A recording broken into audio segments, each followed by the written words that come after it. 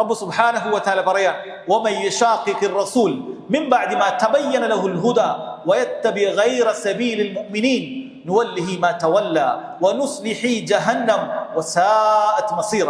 വമൻ യശാഖിഖിർ റസൂൽ, ആരാണ് അല്ലാഹുവിന്റെ റസൂലിനോട് എതിരായി നിൽക്കുന്നത്?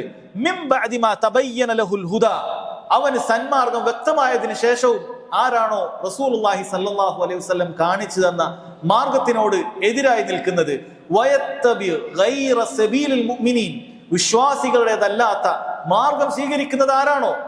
അല്ലാഹു സുബ്ഹാനഹു വ തആല പറയുന്ന കാര്യങ്ങൾ നിങ്ങൾ ചിന്തിച്ചു നോക്കുക. ഒരാൾക്കൊരു കാര്യത്തെക്കുറിച്ച് റസൂലുള്ളാഹി സ്വല്ലല്ലാഹു അലൈഹി വസല്ലം പറഞ്ഞു കൊടുത്തു, വ്യക്തമായ അയാൾക്ക് പറഞ്ഞു കൊടുത്തു, എന്നിട്ട് അയാൾ അത് സ്വീകരിക്കുന്നില്ല.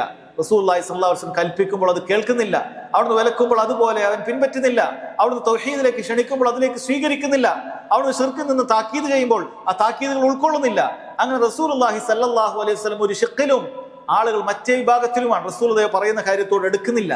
അത് തന്നെ ഒരാളുടെ ദലാലത്തിന്റെ വഴികേടിന്റെ അടയാളമായിട്ട് മതിയായതാണ്.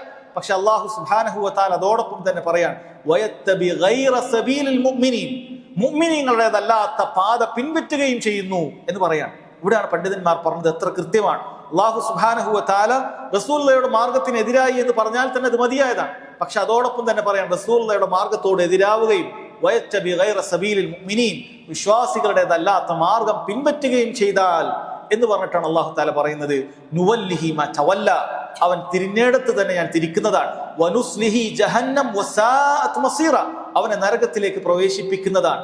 അതെത്ര മോശം സങ്കേതമാണ് അല്ലാഹു സുബ്ഹാനഹു വ തആല പറയുന്നത്. നരകത്തിലിട്ട് കരിക്കും എന്ന് പറയാനുള്ള കാരണമായിട്ട് പറയുന്നത് റസൂലുള്ളാഹിയോട് എതിരാവുക, സ്വല്ലല്ലാഹു അലൈഹി വസല്ലം, മുഅ്മിനീങ്ങളുടേതല്ലാത്ത മാർഗം സ്വീകരിക്കുക എന്നാണ് അല്ലാഹു സുബ്ഹാനഹു വ തആല പറയുന്നത്.